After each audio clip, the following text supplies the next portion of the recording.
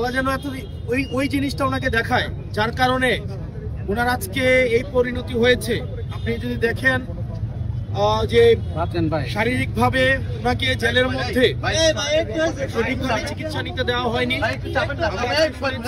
যদি কোনো ডাক্তার ওনাকে চিকিৎসা করতে আসতেন, তখন ওই ডাক্তারকে হয়রানি করা হতো 18 পরবর্তী সময়ে, এবং ওই ডাক্তারকেও বিভিন্ন ডাক্তারকে ভয়ভীতি দেখানো হতো ওনাকে যখন চিকিৎসা করতে আসতো। এভাবে ক্রমশ আমাদের বেগম খালেদা জিয়ার ক্রমশ স্বাস্থ্যের এই অবনতি হয়েছে।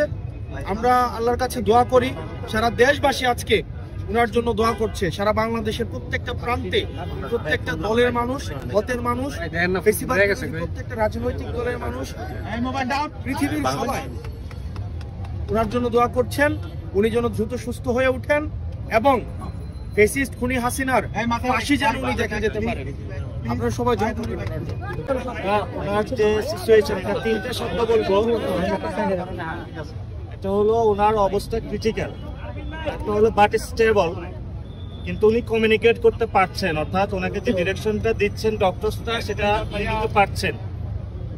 যদি তাহলে কি করব আমরা, আমাদের একমাত্র একটাই, সেটা হলো দোয়া ছাড়া আমাদের কাছে কোনো কিছু নেই। এখন দেশবাসীর কাছে, সবাই রাজনৈতিক ব্যক্তিবর্গের কাছে আমরা বলবো সবাই দোয়া করবেন।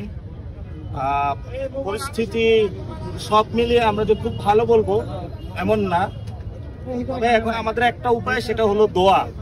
এটা ছাড়া আর আমরা কি বলবো। ঠিক আছে, কথা বলার জায়গা নেই।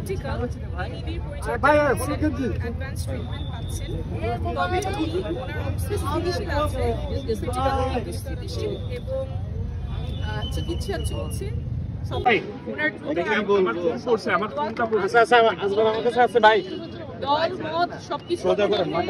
মাথা সোজা করে এগুলো ধরতে হবে। ফাইট করেছে, সহনশীলতার প্রতীক ছিলেন। আমরা এই মুহূর্তে চাবো যে সবাই দলের ঊর্ধ্বে উঠে, রাজনীতির ঊর্ধ্বে উঠে ওনার আরোগ্যের জন্য সকলে দোয়া করবেন।